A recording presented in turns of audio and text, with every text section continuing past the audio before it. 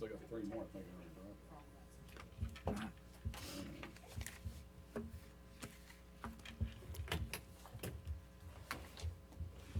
Thank you, Ron.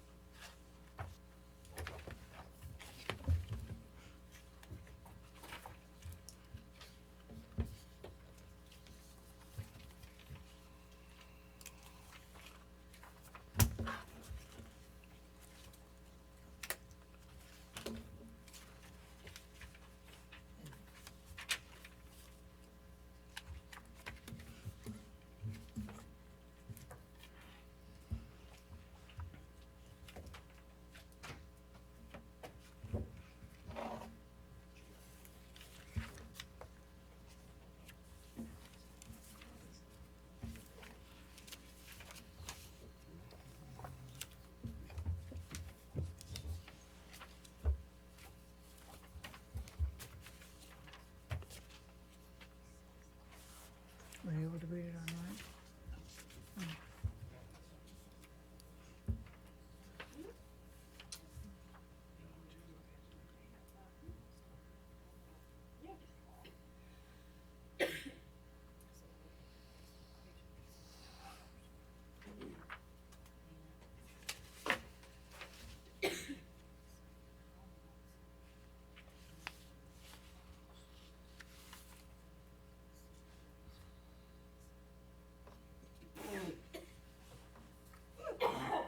Bless you.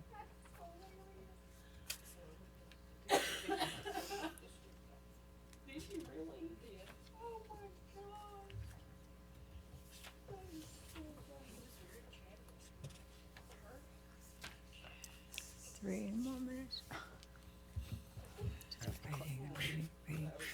I think it's slowly moving, isn't it? 2. Wow. 2 minutes. Get up and dance, Nancy. We'll Yeah. entertain us. I had to get my book out so I could sit on it. Empire.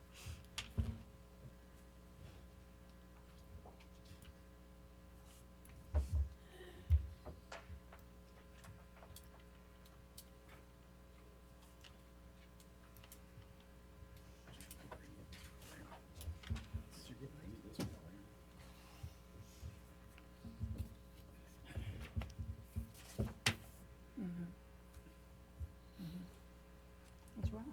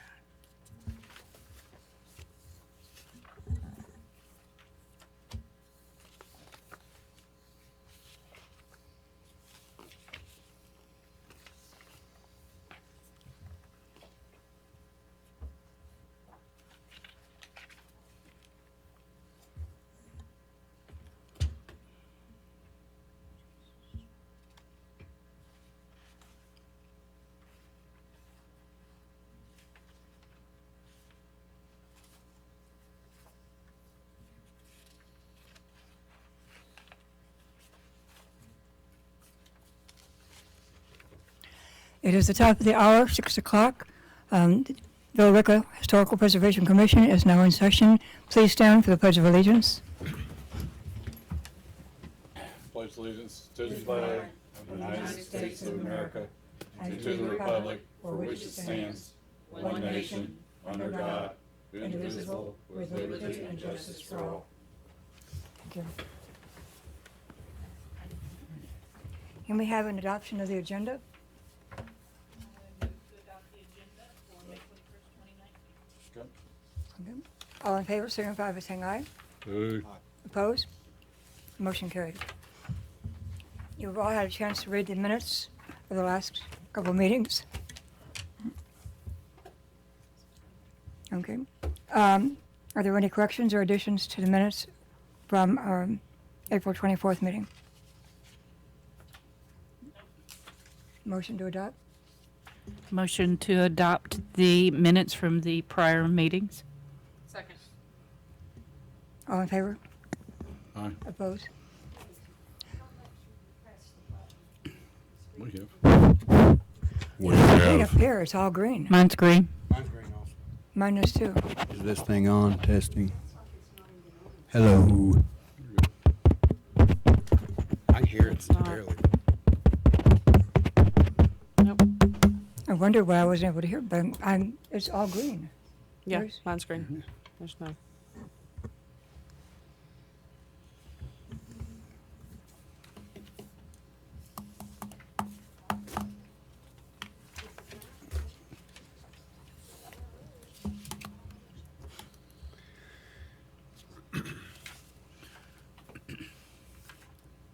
Is it on now?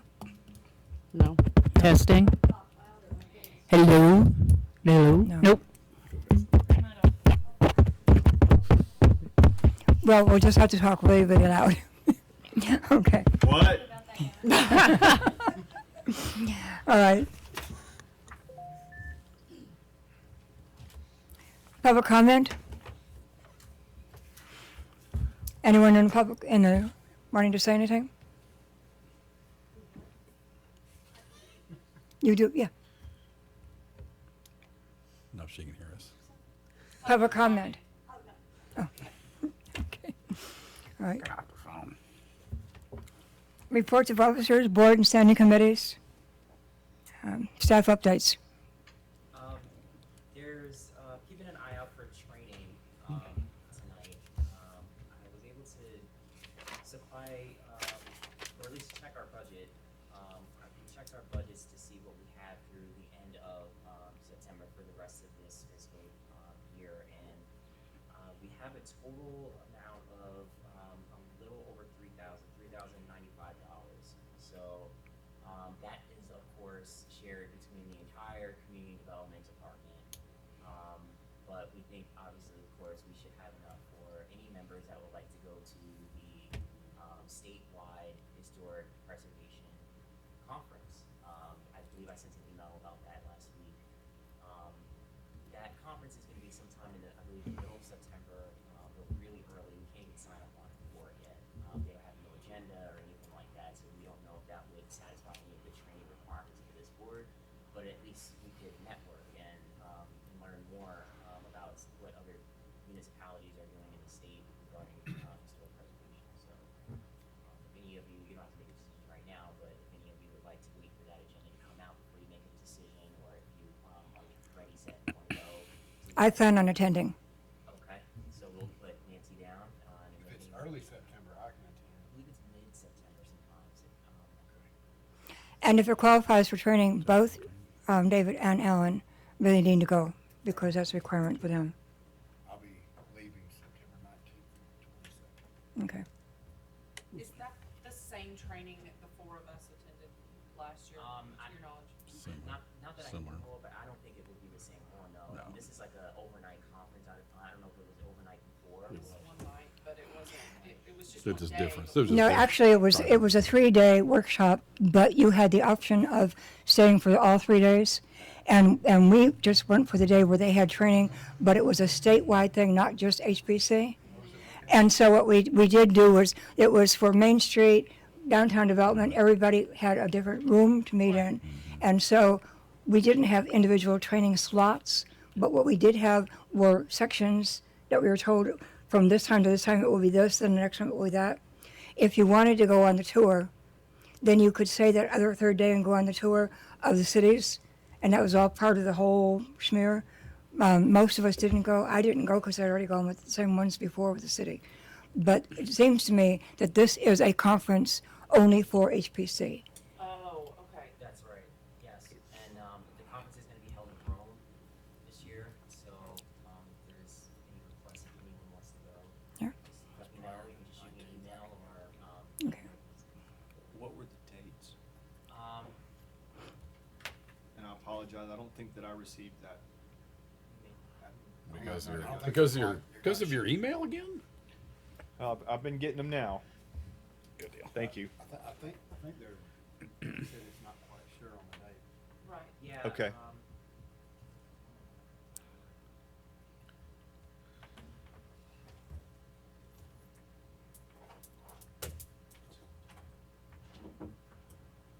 I can go, as long as it's prior to the meeting.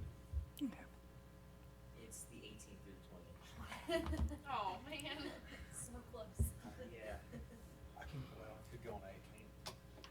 Okay. And since I don't leave till 19th, 3 p.m. Okay, thank you.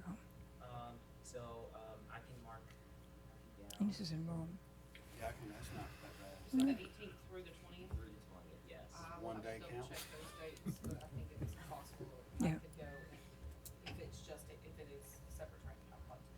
Okay. I'd like to, but I'll have to check my schedule. Okay. And it's okay if we don't, we can't make a decision just right now because we don't They haven't even even have the got agenda to know if it's satisfied before training does. Right. But we'll check on that. The other update,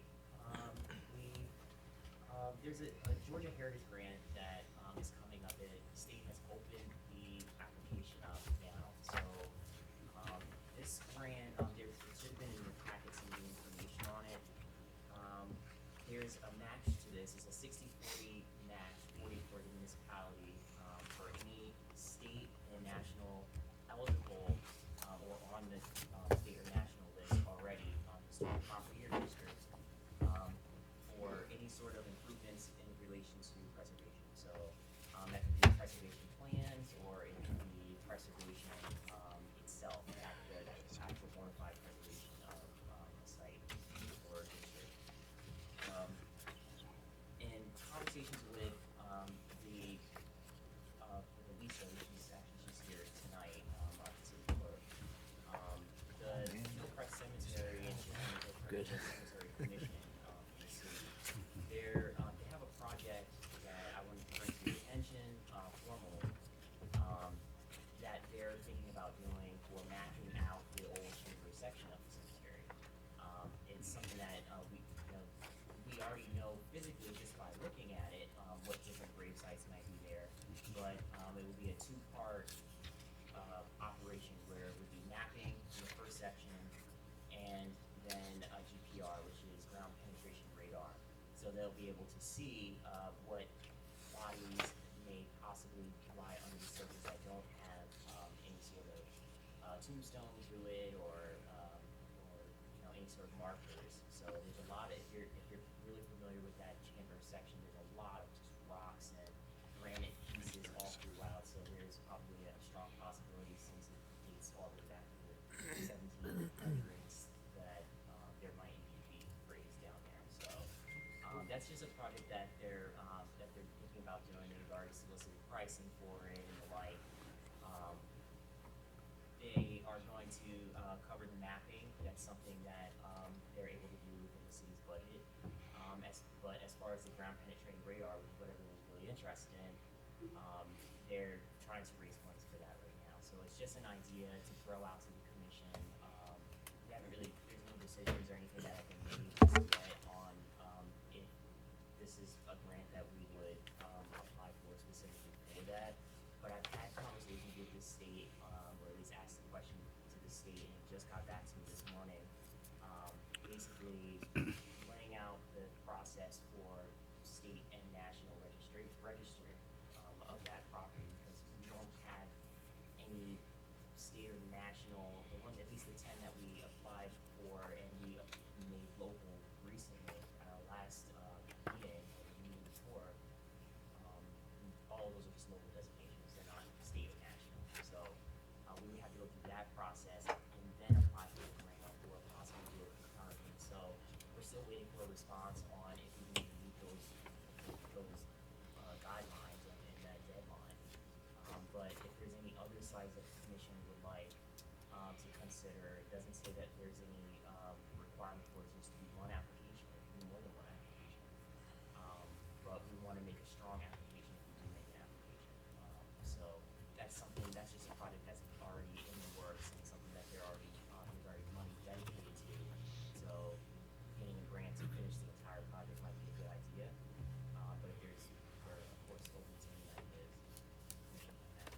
a really good idea based on the fact that West Georgia has got all of their sites and the fact that they're wanting to use that same equipment to be able to determine if there are any bodies buried there on campus. On campus? Yeah, it's big right now. The University of West Georgia discovered the Bonner House, and that slaves were there, and that Mr. Bonner was the largest slave owner in the southern part of Georgia. And so right now they're using the equipment from the state and somebody else to determine if they can tell what's buried underneath there. So is it state equipment that they're using, or is it, the Yes. universities? It's the states. Mm-hmm. That's the same firm that we use, It's the same. same archaeology firm. Mm-hmm. That's where I got the name. Now, we have ground penetrating radar equipment in the city that is relatively new. I think it was July 1 last year or something, but we don't have any training on that just yet. I think there was someone that came out and maybe trained some of the public works people, but these are professionals that would be doing it, and I think that would be in our best interest to have the professionals to generate a real mapping for us and at least locate the bodies. I don't know if that's something that public works would do. Is there any documentation? Not that I know of other than the chambers. Really? Yeah, but I don't know how many, if they maybe shared, but that was just one big giant pot for all of the family members. Or markings, nothing? Yeah, I mean, it could be, there's rumors of Native Americans, it could be, maybe they, I don't know, if they own slaves, they might have their slaves buried there. I don't know. So, if there's any ideas or if anything, just please just send me an email and, we can look into that. This deadline, situation may not, it may render this not, possible. The only national site that I know of, in the city is this district, the North, Billerica Commercial District, so maybe we might wanna move our mind in that direction too. So, maybe something in this district we might think of that we might say, hey, maybe that building needs facing up, or, other pieces of the building or something, in the district that we might see. In light of that as well, what I'm probably concerned with is on the north side, when you're taking a look at where I believe it's the Haven and Janes and all of those happen to be, when you're talking to some of the older natives from here and grandparents, I don't know that people understand that at north side of Main Street, that you had Georgia Power and the post office, and there was a glass separating the two buildings, so the people who were working for Georgia Power could look through the glass wall and see the post office. And there's a lot of that that needs to kind of be restored, perhaps, or made some kind of announcement, or that people understand why that part of it is historic, because it's kind of shoddy right now and just kind of left on its own. And I think that this is something that the commission could look into, because that's kind of historic and interesting when you realize that whole segment had something to do with the original part of Billerica, not the part that we're looking at as Main Street. Beyond that, when you're looking at City Hall, we're here, this whole block. But that's a whole area in there that has kind of been left. We know that it's historic, but I'm not sure that anybody really understands all the details as to why and what happened in there. So that's another thing for us to look into. Yeah, it's probably the people that keep it up and work there. Yeah, exactly. But I don't think people know that that was the one where one of the original post offices happened to be. Okay. The only other thing is, in my email that I received back, from the Historic Preservation Division, they indicated that for national, register, it's a two-pronged process, so it's a preliminary, report that would need to be submitted to them, a preliminary application really, that needs to be submitted to them. You have 60 days to review it. If they deem it, okay, this is something that, could potentially be on the national registry, then a full designation report would have to be submitted to them. So, that's when, it's a lot bigger of a designation report than what I would have provided for the local. It's something that really, would need to be researched, like full-time researched, so, I don't know if that's something that we would be able to, the city might be able to cover for someone that actually would be able to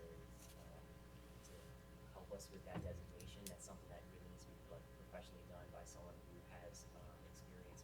Georgia's Historic Preservation Division specifically, and with the national one.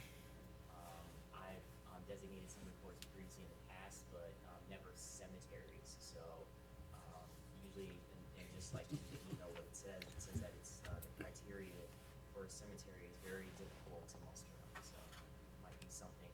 They don't look too kindly on cemeteries. I've talked to documents about that. They don't really grant a lot of cemetery requests. So. The audience from afar is saying that your microphone is not on. And you're not broadcasting. Then it was our, Just a second. he's got it, Just a but, second. Just a second. okay. Maybe an internet problem. Yeah. Mrs. Kors, my wife, is at home listening to us, and she says, "We are fine. You're dead." I can try to reboot this thing. Or the Ron. battery's not good. Would you also speak to the concern that we've discussed? Testing. Probably not a technical not- problem we're she's gonna not be able to gonna solve get right now. Just to, Would you speak to the issue that we talked about with the south side of Main Street? Because that's really important. Oh, yes. So the south side of Main Street, unfortunately, we can't find any documentation as far as that district being ever designated. So we tried checking with Three Rivers Regional Commission. They have no documents. We checked with the state itself. They have no documents. Every time that any site is deemed historic, no matter if it's local, state, or national, it has to be sent to the Georgia Historic Preservation Division, which I did with all of the ordinances that were passed at council last week, for example. And they have no ordinances at all for that south side commercial district, either organization. And this is one of the things that I knew, and I thought that most of us did know, if you had read the survey that was done with Dr. McCleary, and so I spoke to her, and she said, no, they recommended it because they knew that it wasn't. I also spoke to the man who was the very first chair of Billerica Historical Preservation. He's in West Virginia, and he said, no, he knows the survey was done, but that, no, there was never an ordinance to make the south side historical. And so I have been researching for the last 2 weeks. I have found nothing.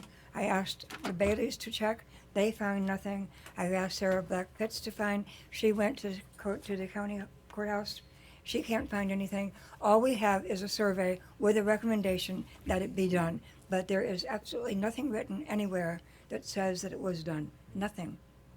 But it has to be, because we cannot declare anything historic without it being historic. So that's kind of a priority, I think, right now, because we've got Berry Drugstore, we've got all of those places there on the south side that do have historical significance, and yet we cannot do anything until that south side is declared a National Historic Site. So I think that that's probably our number one priority. I think, Testing. There it is. Is it working? oh, So, from the little bit of what I was able to research and gather from the greatest source, Wikipedia, it apparently claims that the Southside Historic District was it was something that was moving forward around the same time as the Northside Historic District, but it was shelved because of a building that was supposed to be torn down, demolished. It was an old clinic building at some point. I think it was.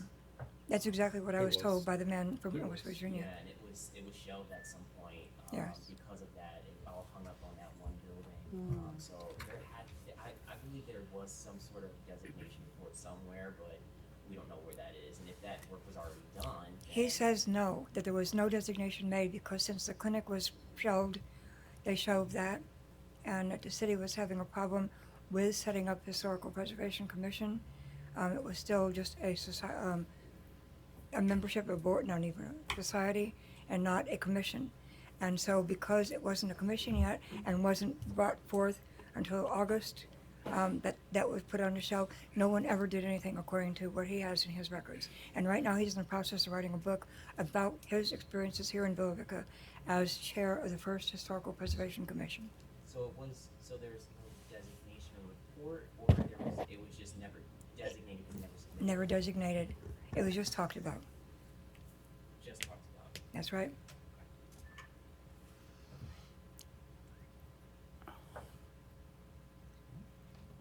So we've got work to do. That's important. Yeah, definitely is important.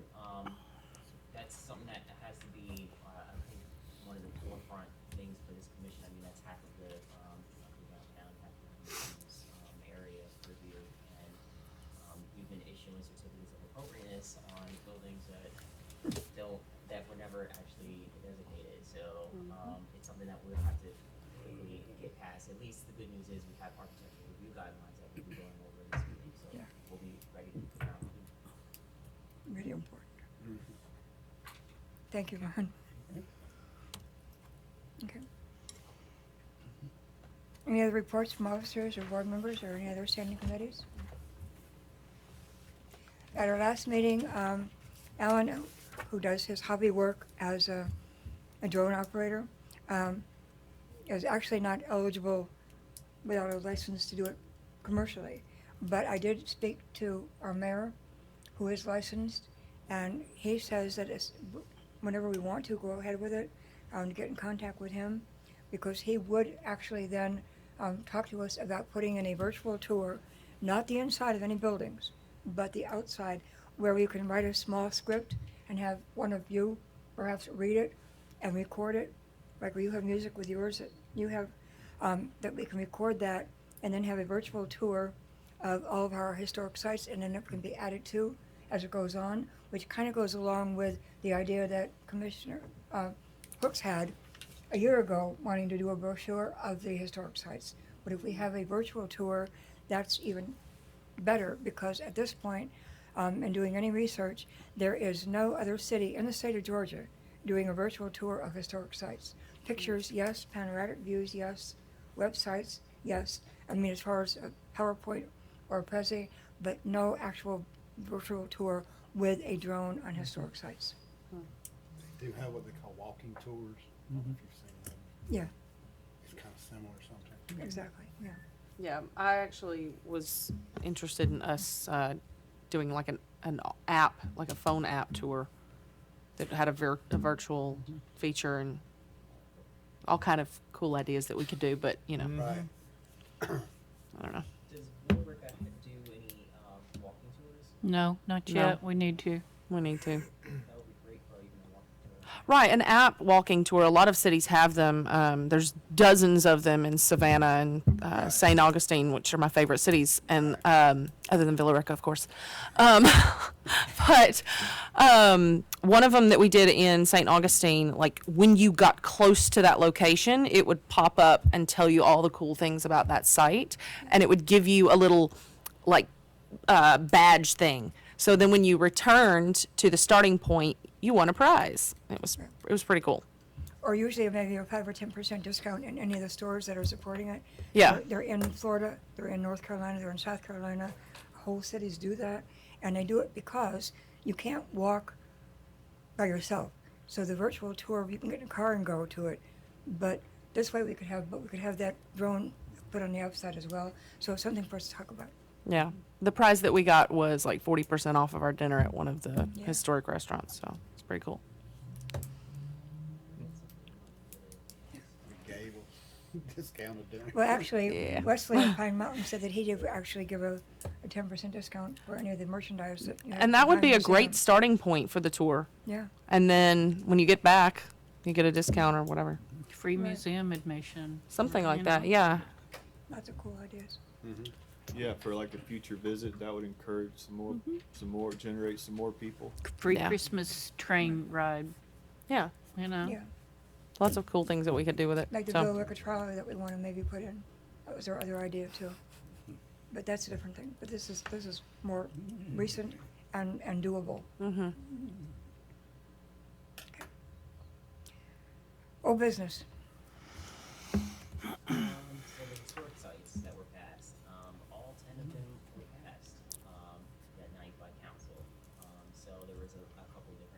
questions that have come up about some of the different sites when I was there, and answer all of them. They were all of them were passed the same way that the Historic Preservation Commission passed the Wicks Tavern. There was a lot of discussion. That was the 10th site that I presented, and the council did have a couple questions about that one and what exactly would be designated. The barn structure, which the HPC made sure that it was clear that they did not want the barn structure to be included with any sort of designation. They agreed with that. They wanted just the house itself and not the property.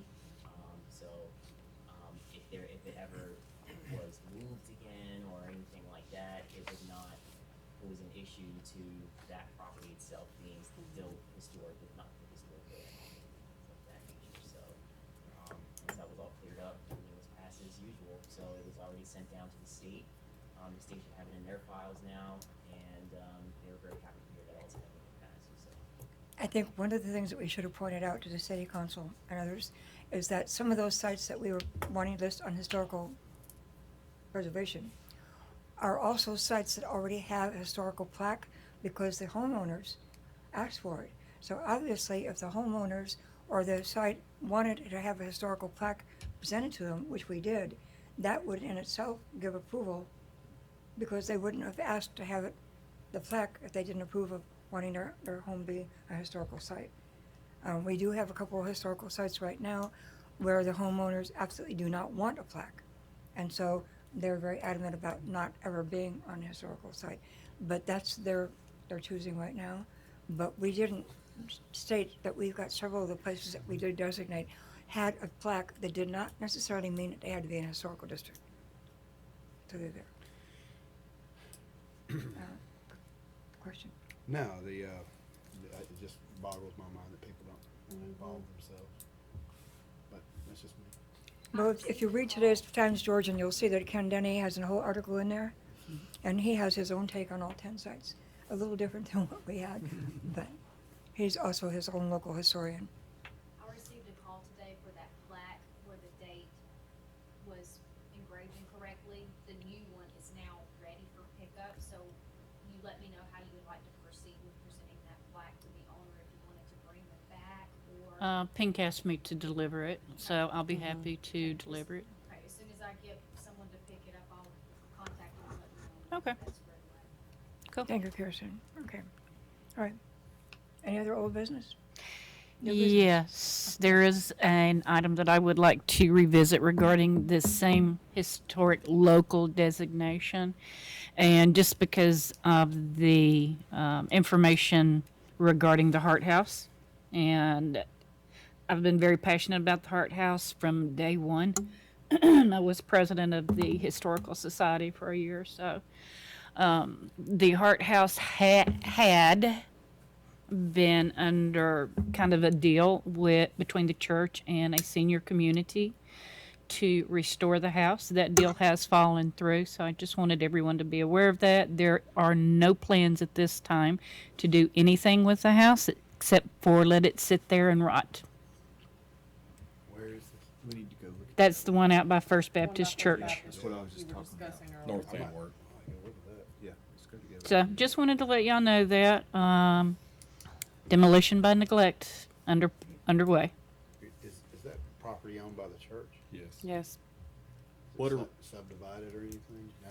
It is. It's sitting on a small parcel that the church was at one time offering to donate to the society, which is, separate, of course, from this.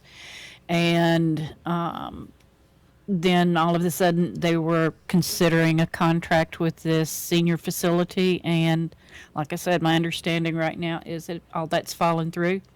So it's basically just sitting there.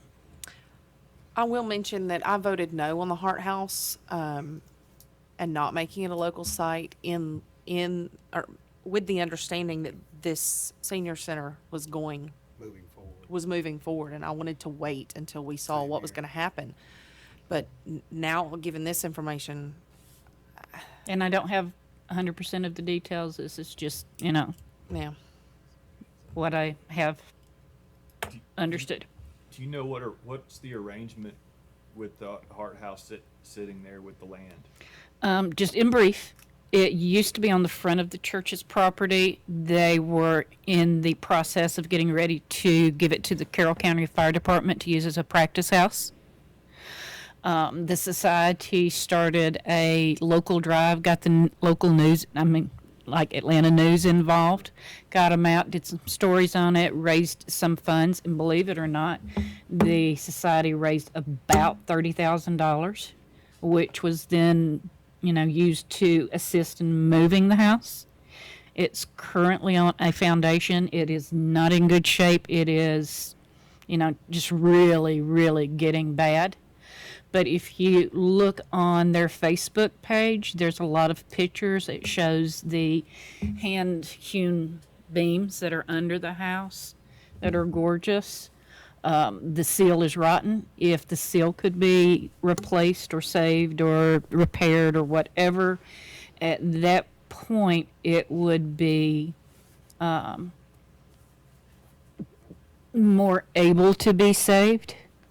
But like I said, at the point it's at right now, it's just sitting there going into neglect. So the long-term arrangement for the Nothing. house to stay Nothing. where it is, there is nothing. The church could say, hey, I want this off of here if they chose to right now. They could. That's one of the reasons why I would have liked to have seen the Hart House on this list as well.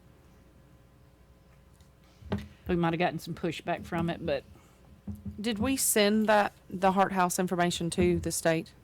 And I don't remember if we did or not. We did a designation report, and the state came back and they did not recommend at this time because it wasn't finished, essentially. Okay. And they said it would be a more appropriate time once it is completed. After it was restored. What I can do, I will ask the director of the community development department. I'll ask him what the most recent, recent communications are on the Hart House and with the developer. From what I understand, the city is in pretty frequent contact with them. So I would like to see if we can get an update on that. Yes, let's do. and John and the Baileys would be a good point of reference to speak to about that. All right, so there's the first one. Okay. Any other old business? New business?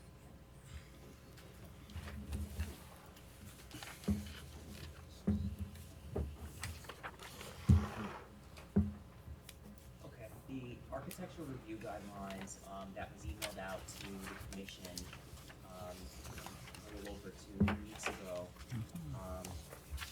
We have a working draft in front of us. I was soliciting comments at that time, and I was hoping that, we can talk a little bit more about that, and potentially even, do a designation tonight. I think that it's, really urgent that we get these passed so we can at least, start reviewing applications for not just the North Billerica community, or North Billerica commercial historic district, but also for the 10 sites that we just designated. Because unfortunately, even though we designated them, we don't have any way of reviewing them. So, I guess I'd want to first open up by soliciting any comments from the commissioners. I know that one of our commissioners emailed me and had a concern regarding one of the items in the residential section, and even I had another item that I would like to ask the commission about as well for the residential section. But before we get to my comments, I would like to get to the commission. Well, my question, I guess I'm the one who emailed you. On page 68, it speaks to driveways and parking. On that last paragraph, it says gravel or pea stones are the preferred materials for driveways. So if we have a preference, then why does the last line say poured concrete or asphalt may also be used? It's Just trying to okay. spot here, so It's a preference. Right, and I understand the difference between a preference and an allowance. I'm just like, I'm wondering if that's something that is standard within the state to say no concrete or asphalt for a historic district.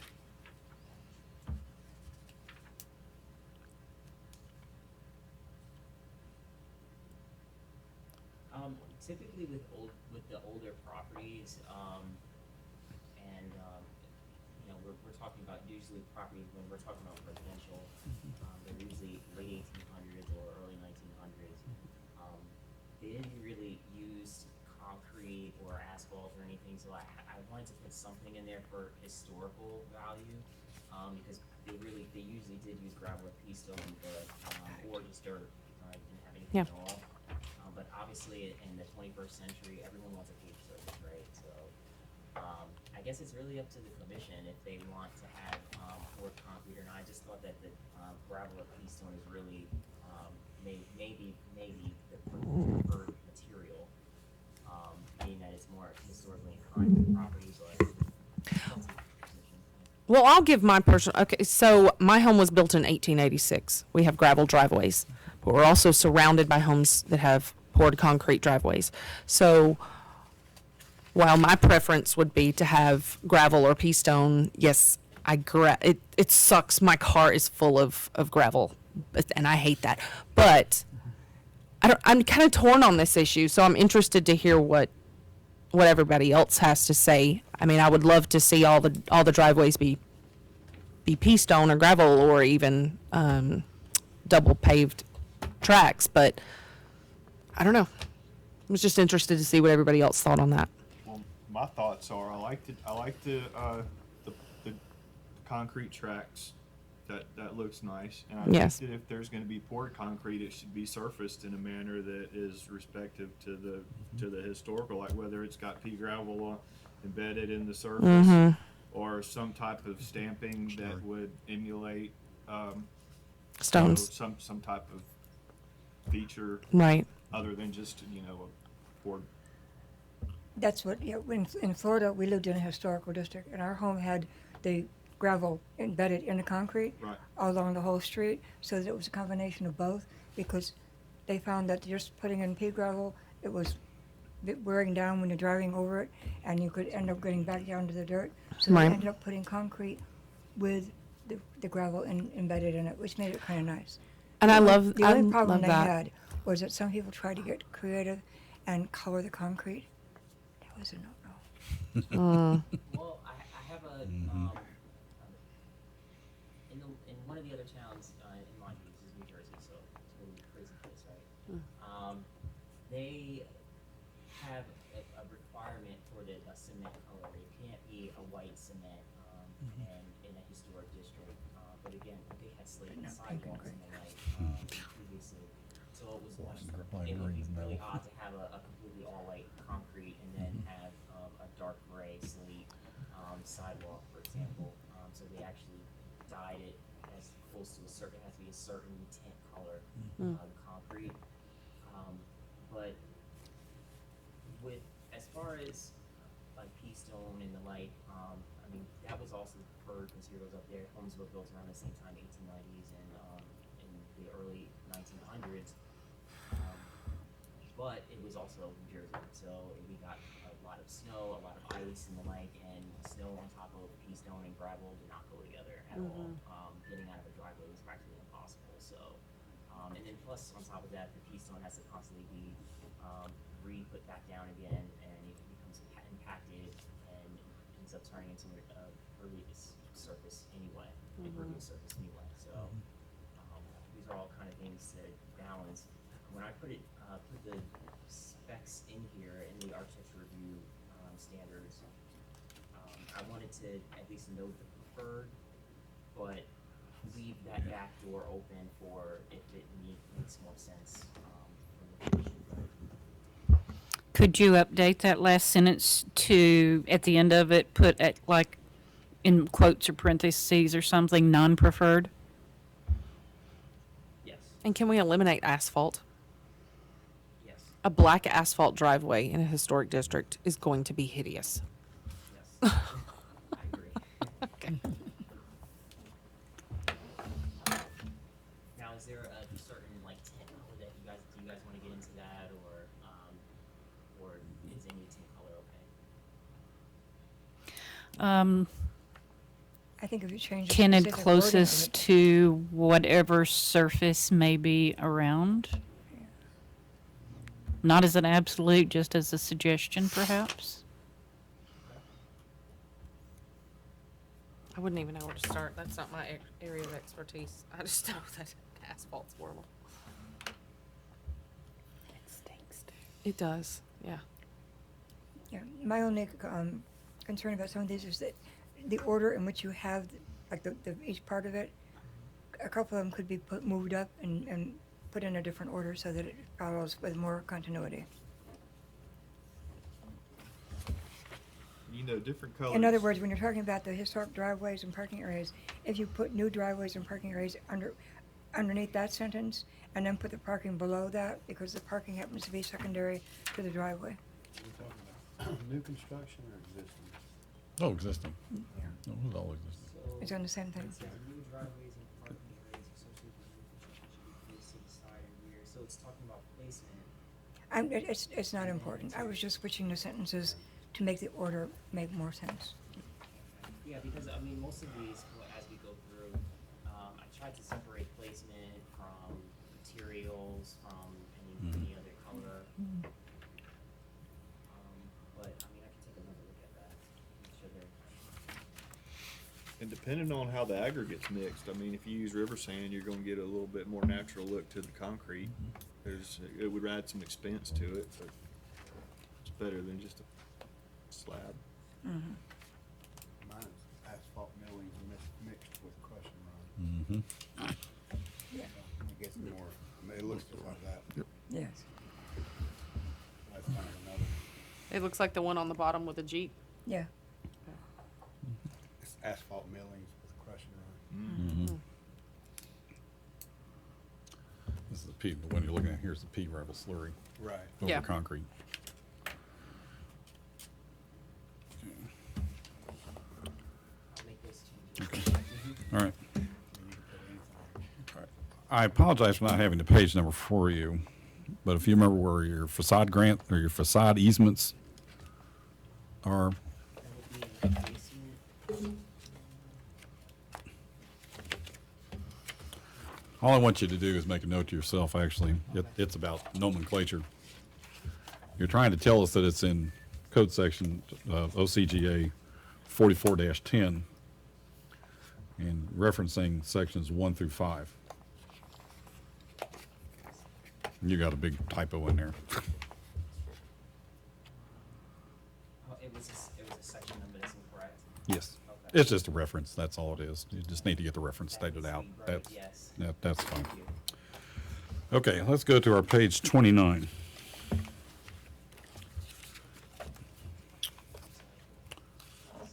That's okay.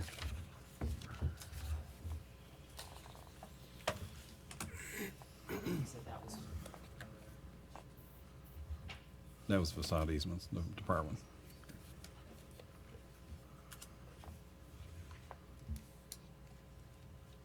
Sorry, bouncing that with this mic. No problem. Fine. All right. On New Hope Cemetery, which is under little d, under color, little I, New Hope Cemetery has, should be elements, plural, of white granite style tombstones in front of the cemetery. All those tombstones and monuments shall continue with a white and off-white material and white. And white what? Do you have a page number for that one? 29.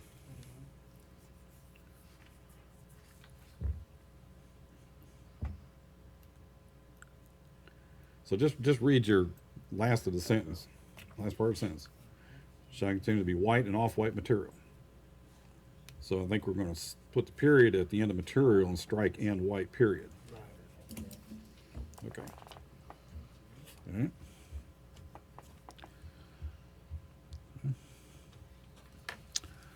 Let's go to page 35.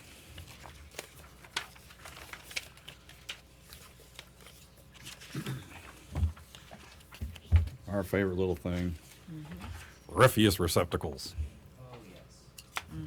I'm sure you had a fun time with this one too. Okay. Well, you're trying to tell us that you can't have a refuse receptacle in a serving area for a bar or restaurant. Okay. So where is the establishment supposed to place the trash? Now, I think the consensus would be that you want it to be that there's not a permanent trash receptacle for the public to use, because the public is going to use the public receptacle in the public place and not the private receptacle in the private place. But the private enterprise has to be able to use a trash receptacle on private property in order to conduct their business in compliance with the health code. Actually, all of our restaurants that are serving, they take all of their trash back in. They can, however, someone's going to come along and say, why can't I have the trash can outside during serving hours? And what you're saying here is, no, you cannot. And if the health code comes back and says, you have to, then, or you should. Does then the health code currently say you have to? Is that what you're saying? have not read the health code, but I'm just saying Okay. that as you're trying to be demanding upon certain things, upon activities, that you should be lenient in saying that when you're in operation, you can have your trash receptacle outside. When you're done, clean up and take all your stuff inside. In other words, they're going to take their condiments off the table, right? Or Right. placement inside there is just for them, not for the public. Yeah. But being a former owner of a restaurant, I can tell you, you're not required to provide a trash receptacle within a dining area, and those patios are dining areas. Should we come to a situation where the health code does change, I think then we can check that, go back. And I absolutely personally wouldn't like to sit on the patio next And to the smell trash garbage. can. No. Because No, we're but gonna I- invite vermin, we're Placement. gonna invite rats. I just don't get it. I just don't see You're that missing being you're missing the practical. point. You're I know what missing the he's saying. point. You're missing I the see point. Okay, let's move on. Signage on an umbrella. Why can't you put a sign on an umbrella? Corona. Sorry, I'm looking for the first number. We're still on we're on page 35. Still 35, okay. What made the French sidewalk cafe the French sidewalk cafe, Says cafe. or Peronis, or Perignon, or Stella Artois? It had advertising. This is bland old colors. So give us some thought. All right.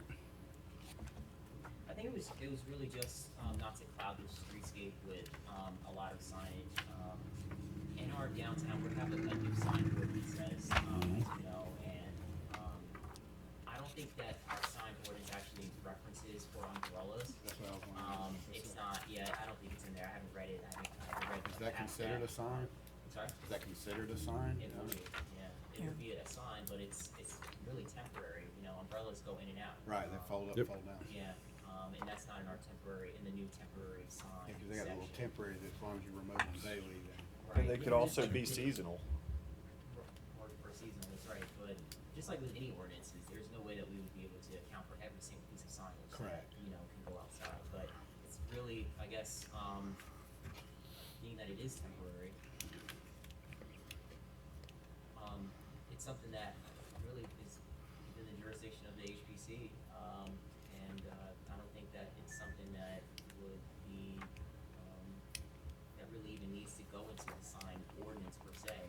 It's just a temporary move in and out every single day type of thing. But it's up to us if we wanna have that clean look, or if you don't want to. You feel like it's discretionary, the HPC can make the calls to whether they wanna keep it or not? It really is. I have a concern about this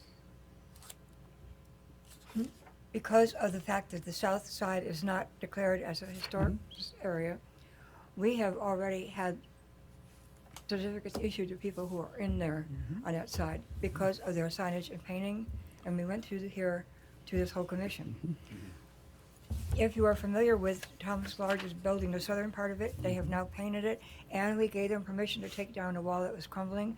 And what they did do was to put up a beautiful wrought iron that kind of sets it off, because what they wanted to do is to make sure that the patio chairs that they had behind there that you could not see would be visible to the public, so that if they happen to go to any one of those businesses on there, even if they were waiting for a husband to get their hair cut at the barber shop on the street, they could go there and sit and have something, water, tea, whatever.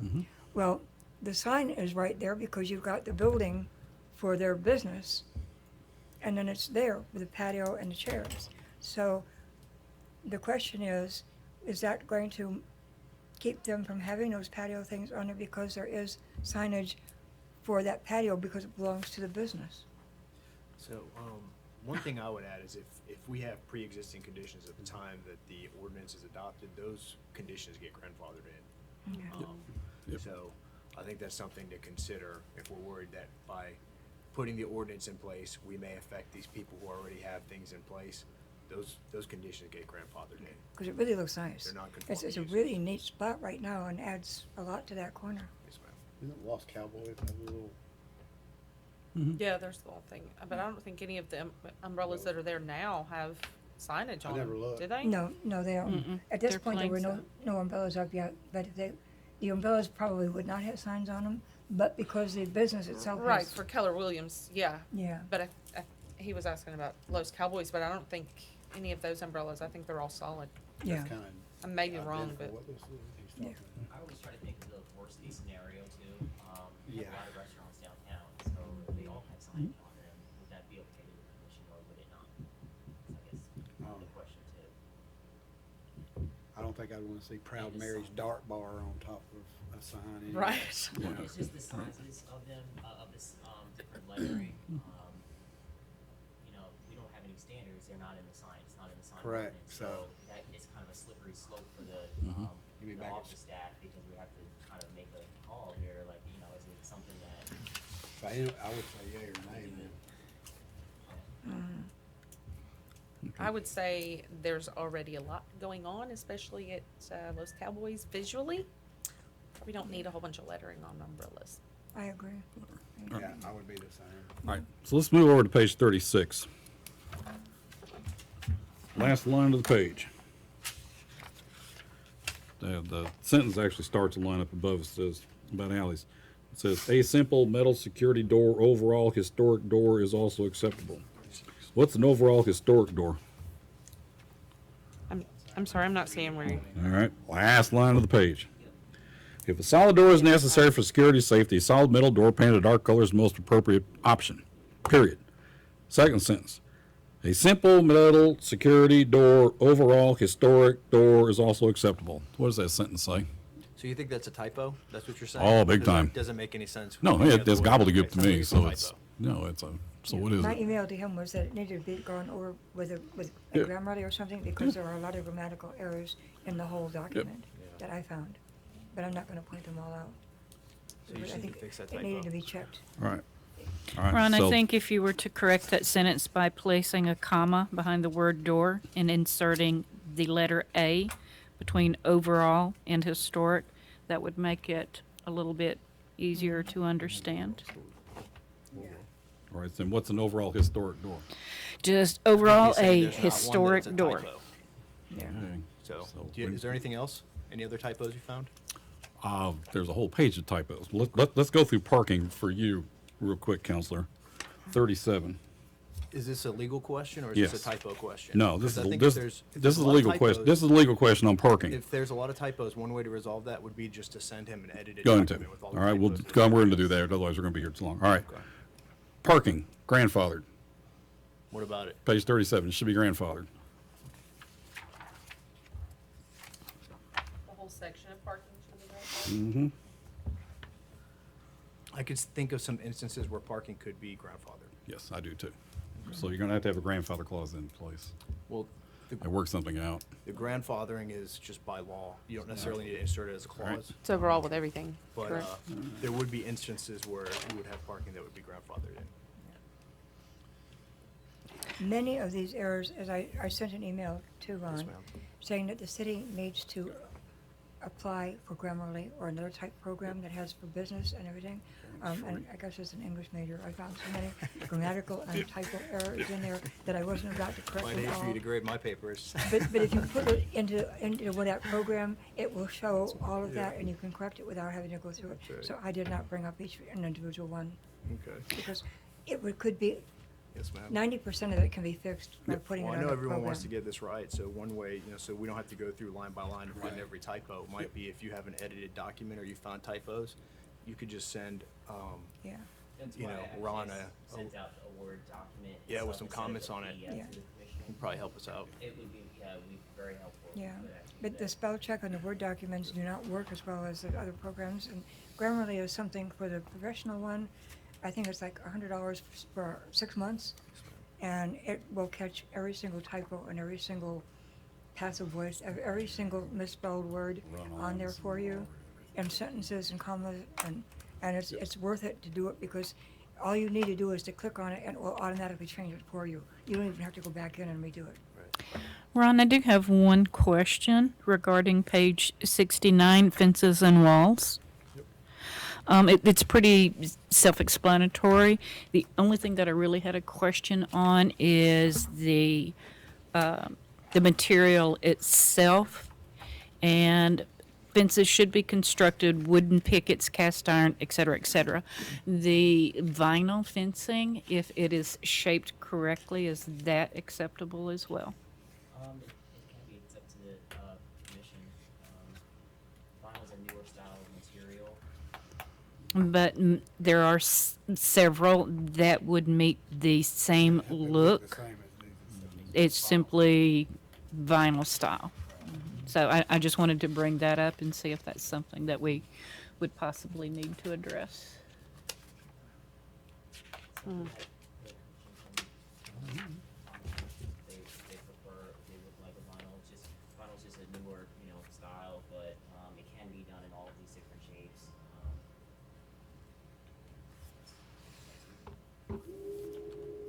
If that's something that we need to discuss for a moment.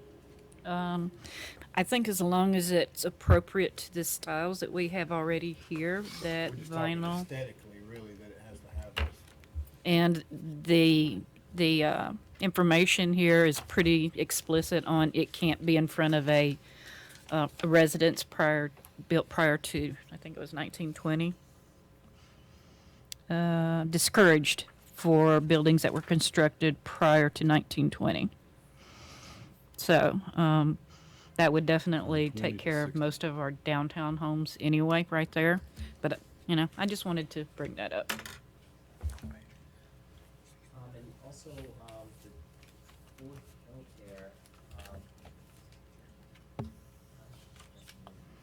Vital cover natural vegetation. the fourth point where it says, Vinyl coating, and I wasn't quite sure if that was going to be vinyl coated fencing. Improve the appearance of a chain link fence. and that's what, I'll add fencing, the word fencing. Okay. They do make a solid vinyl and a vinyl coated. Mm-hmm. Oh, so. There's Yeah. That's separate, yeah, that's right. Mhm.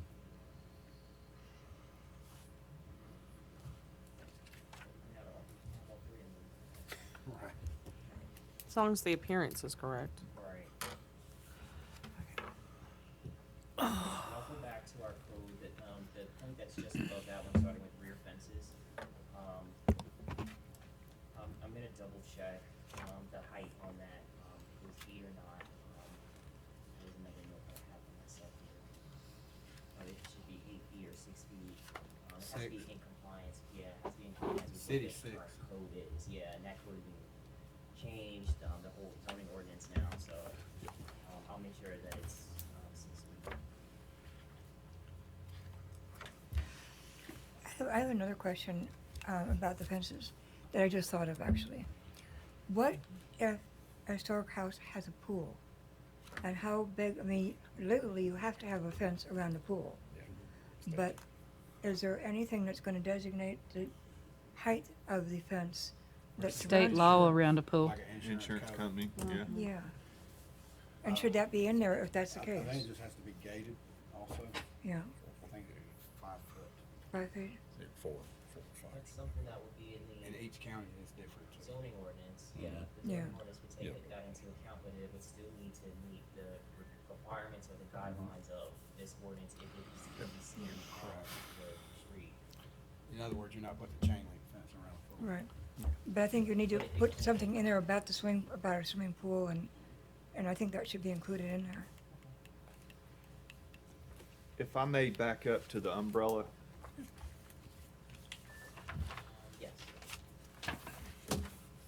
you know, I just think that we should have some option for an exception for a temporary event, say for a day, if somebody wants to put some, advertising umbrellas out for a specific event or something like that, I feel like that they should, a restaurant should have that. Well, That they do have option. a meet and greet down there with umbrellas up. Advertisement, sometimes, that would kind of negate any of that, wouldn't it? Well, we have the little, I mean, right here it says no advertising or brand logos. So if that's the final answer, I mean, Yeah. that's gonna shut down any of Well, special. I was more inclined to go along with whatever the sign ordinance comes back with. right. And Yeah, just, the sign ordinance doesn't, address, signage on, Yeah, it's not gonna address the on umbrellas. But usually if it's not addressed, then it's permissible. It's not permitted outright, so. it is permitted. Yeah. If it's not listed, then Permitted. it's permitted. For stuff that's not listed, then it's just subject to this overall category of, you know, does it create a material change in appearance?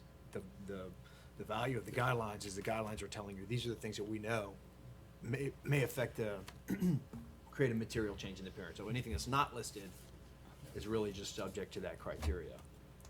It's, which is gonna be in the discretion of the commission.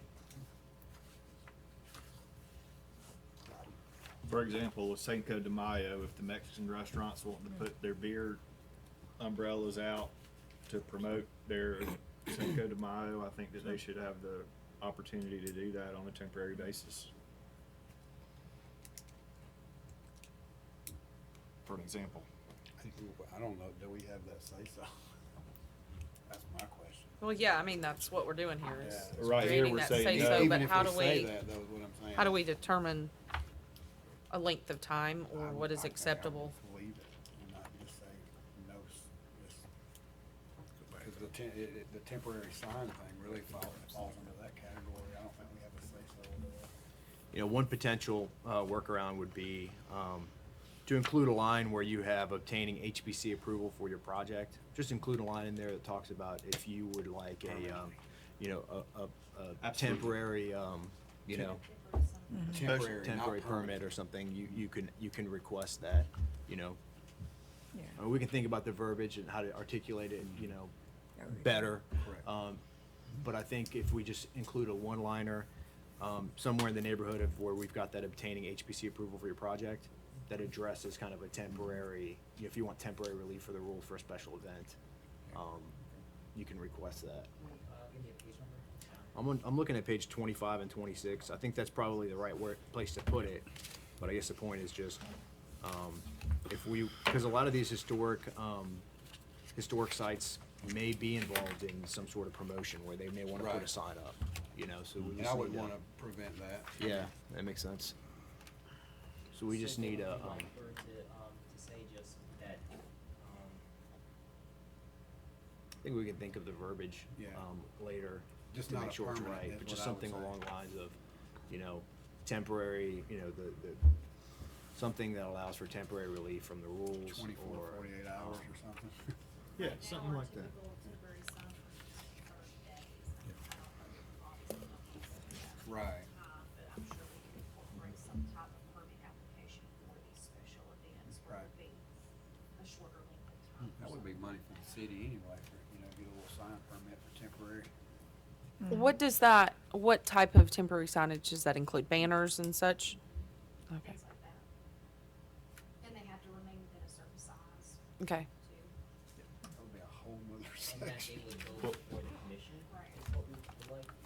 So on page 34 is what I'm talking about. where we have the last sentence on, paragraph, tables and chairs and benches, 1, 2, the third paragraph, the very last clause says, and shall display no advertisement or brand logos. I mean, we were given no opportunity for someone to apply for, special umbrella signage or whatever you wanna call it, the logos. I mean, we're shutting it down right there. I think that we need to have some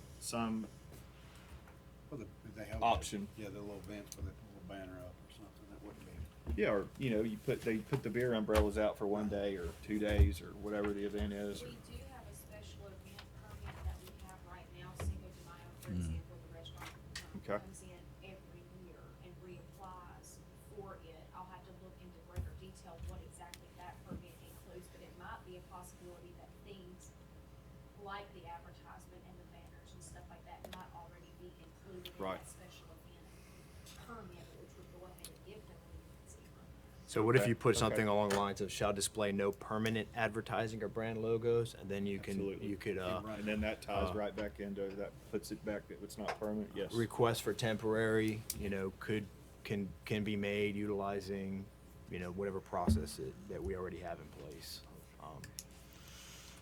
So we're making the distinction between permanent and temporary. So really, you could just put permanent in between the no and advertising.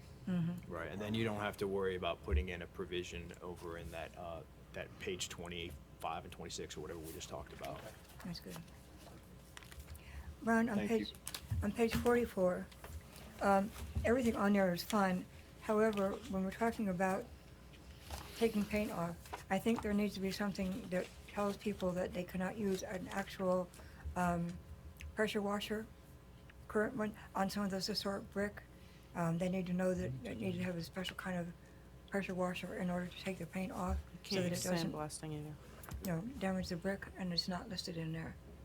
It is on page 45. Yeah, it's in here somewhere. It says masonry should be cleaned. I Top can, of, top of the page 45. Page 45, it says on the top, masonry should be cleaned using the gentlest means possible. Sandblasting, pressure washing, or any other abrasive methods should not be used as the masonry will be damaged. okay, but there is a Perfect. special type of way to clean it. Should that be listed in there? I like it like it is. That way we're not looking for trouble. Yeah. Yeah, I mean, because somebody might question about, well, then how am I supposed to take it off? And there is, and I don't know, maybe you know, Alan, as a restored person, there is a particular type of machine that you can use that doesn't have that, and it's got a name to it, but I don't know what it Soda is. blaster. No, it's something else that, it's not sandblasting, but, and it's not regular pressure Medium wash. blasting. It's something that you can take off, paint off of. It's probably medium It's dark. blasting, it's got like a little glass particle, but it's very. Yeah, there's you a can special determine type the of pressure instrument that you without can going use. too deep into the brick. Yeah, They clean mold It off uses with it. water and yeah. It might be good to have it in there about that type of instrument to be used, water heat. in case somebody wants to know how to do it. It's I don't know, expensive. but I Yeah, just, I'd have to find out a little more information about that. It's one thing I don't know too much about is, At that point, I would think they would be looking to hire a professional and not do it on their own. yeah. What's their name? The Rex Camp. Soda blasting. I'm good. Come up with new ones. Yeah. You ready to do the one you had? No, I'm good. I'm good. Is there any further discussion? I had I'm some good. I had some proposed language for you, Commissioner Poor, regarding the driveway colors Yeah.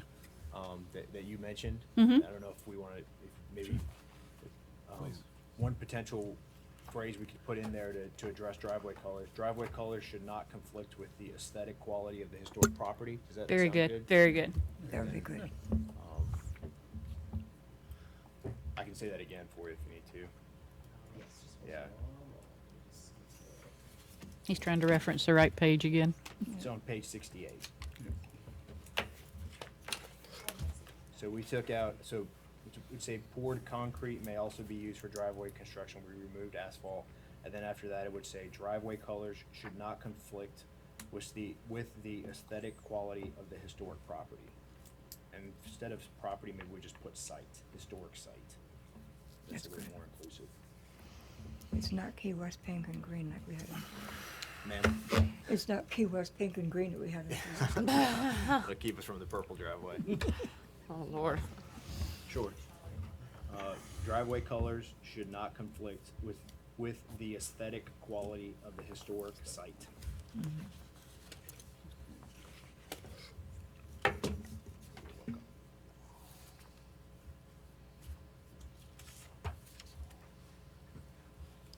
And I had one for us as well, when I was putting it all together. I decided to leave it in, this is page 70, we're looking at, under mechanical systems. Decided to, go ahead and write it in, it's easier to take it out from the back end.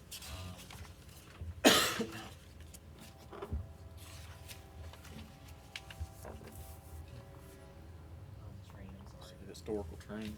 Right down the historical track. You need a permit. Yeah, do they?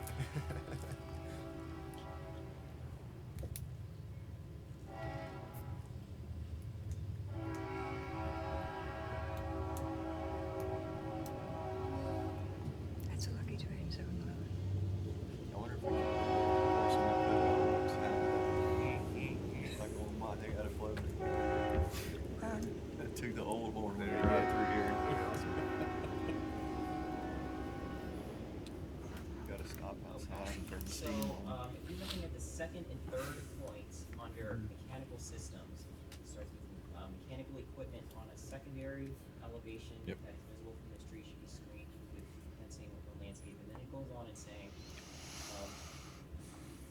actually, I'm sorry, I'm gonna move one up to transformers. Transformers, condensing units, and other modern mechanical equipment should be located at rear or secondary elevations. So, obviously, a lot of houses have their condenser units on the side of the house, right? Condenser units go bad frequently. Every, 10 years or so, you have to get a new condenser, 15 years. I think there's a difference between obviously getting a brand new installation of a condenser unit and replacing an existing condenser unit that's already there. What is considered, and this is a rhetorical question, what is considered a material change? If you already have a condenser and you're just putting another condenser back, should you have to go in front of the Historic Preservation Commission to No. replace your condenser? No. And what if you don't have a condenser unit and you wanna install, central AC in your house, in a historic house that never had AC before, and you wanna put a condenser out there, does that mean that you would need to go in